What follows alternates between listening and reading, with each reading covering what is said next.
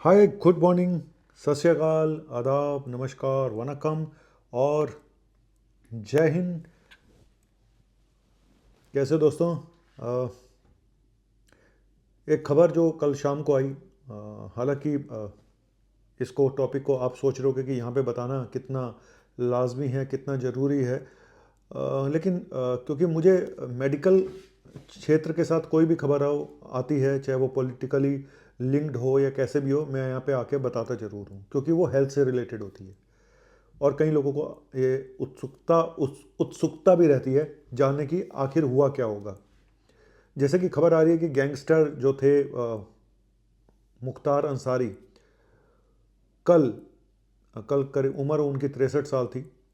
कल उनका देहांत हो गया। और कंट्रोवर्सी किस बात पे है? कंट्रोवर्सी इस बात पे है कि कल जो न्यूज़ में आया कि उनको हार्ट अटैक हुआ है और उनकी डेथ हो गई।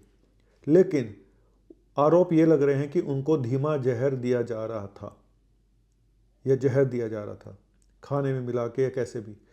40 दिन पहले भी मुख्तार अंसारी बीमार हुए थे और उन्होंने ये आरोप लगाया था कि मुझे जेल में जहर दिया जा रहा है।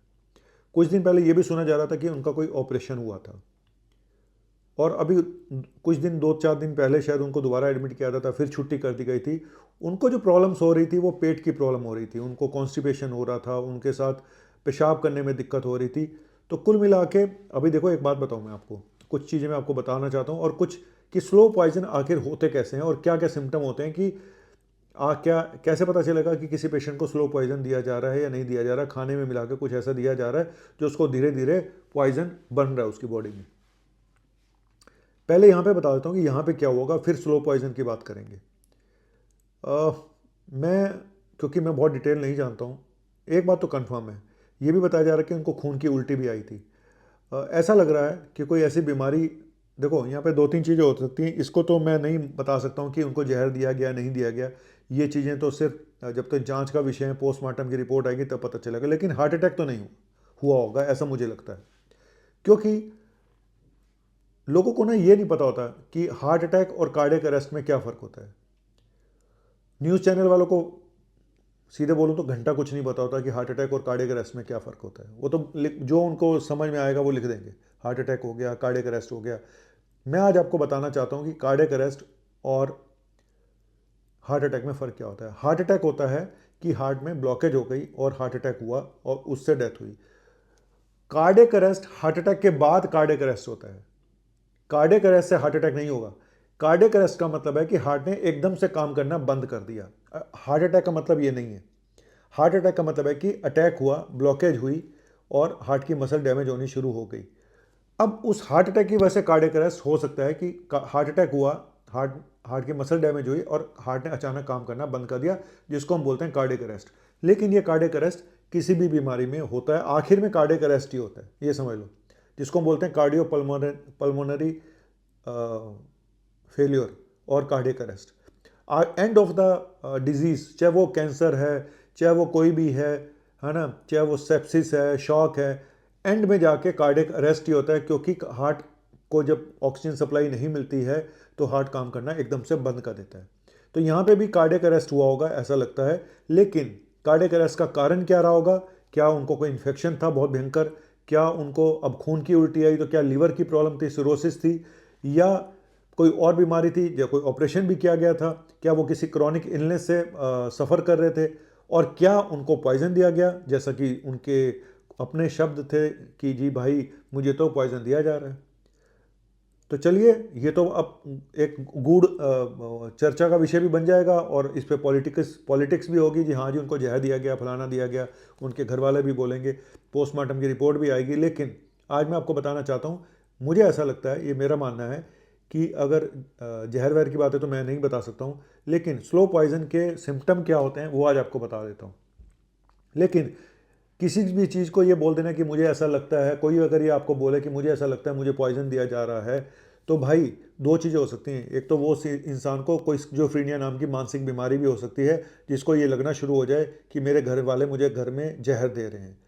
आपके पास कोई सॉलिड प्रूफ जरूर होना चाहिए, तभी आप इस बात को बोलें, नहीं तो लोग आपको पागल ही समझेंगे। क्योंकि स्किज़ोफ्रेनिया में हॉलुसिनेशंस होते हैं, डिलूजन होते हैं कि ऐसा लगता है कोई मुझे मारने की कोशिश कर रहा है।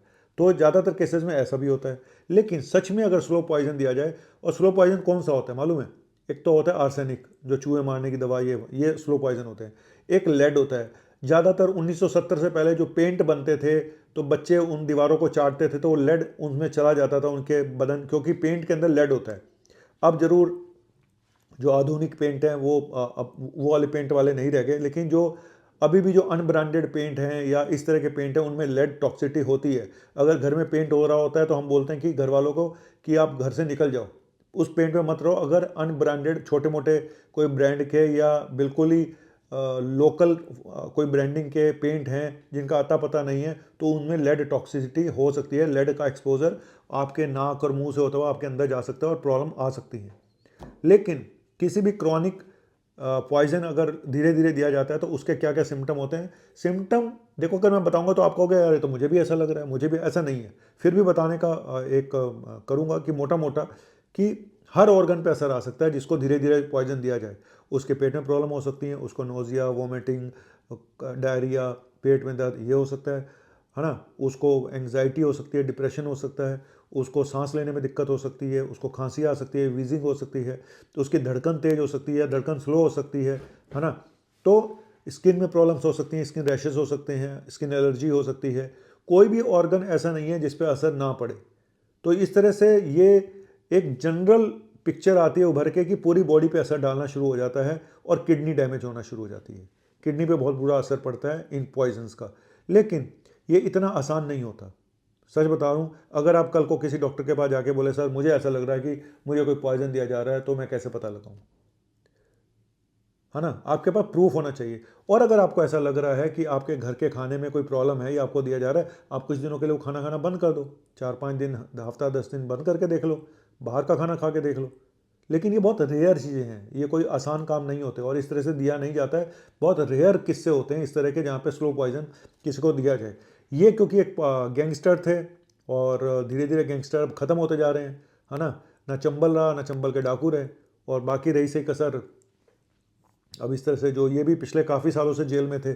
तो लेकिन इनके साथ ये कहानी कि इनको जहर दिया गया, ये तो एक चर्चा का विषय बन जाएगा और पोस्टमार्टम की रिपोर्ट के आने के बाद कुछ क्लियर होगा कि आखिर हुआ क्या था, या फिर इनकी डिटेल हिस्ट्री पता चले। बांदा जेल में जहाँ थे, अभी शिफ्ट हुए थे पंजाब से, तो वहाँ से पता चले। ये बताया जा रहा है कि इनको आईसीयू से सीधा सीसीयू, ये अचानक बेहोश हो गए थे, गिर गए थे, और ये भी शायद एक खबर आई है कि खून की उल्टी हुई थी।